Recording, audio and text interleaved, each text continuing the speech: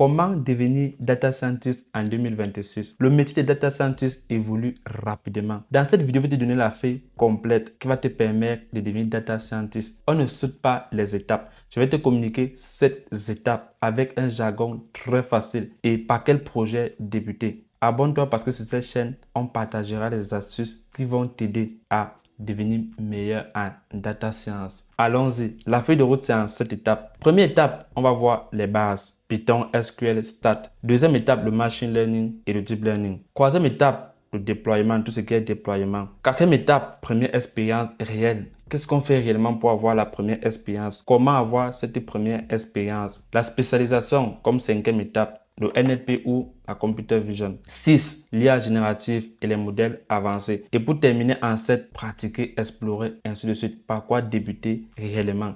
Cela étant dit, on va aller au premier élément, en quelque sorte les bases. Les fondations, c'est quoi? Python à la base. Python, fondation. On ne se casse pas la tête. Ensuite, il faut connaître le SQL et statistique en 3. Python, c'est le langage numéro 1 de la data. Comme il a dit, Python ne se casse pas la tête. Aujourd'hui, si tu ne connais rien en programmation, tu veux que data scientist commence par Python. Ne te casse pas la tête.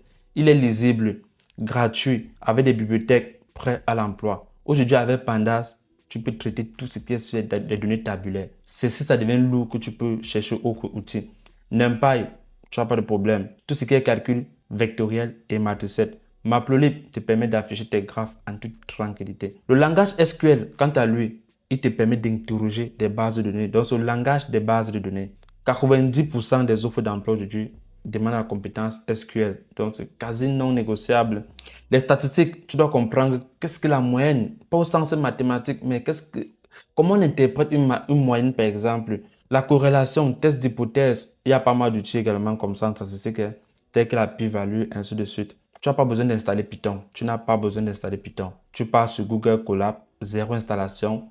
Tu démarres ta machine distante, tu travailles, tu as ton premier notebook. Fais 30 minutes de pratique par jour plutôt que 5 heures de pratique le dimanche. Ça te fera vraiment du bien. S'entraîner au SQL sur les jeux de données réels, disponibles sur Kaggle, sur datagouv.fr, les données du gouvernement français. L'objectif réalisable pour connaître un peu tous ces outils-là, c'est quoi? 2 à 3 mois pour être à l'aise avec tous ces outils. 2 à 3 mois, je n'ai pas dit 2 heures. C'est très important.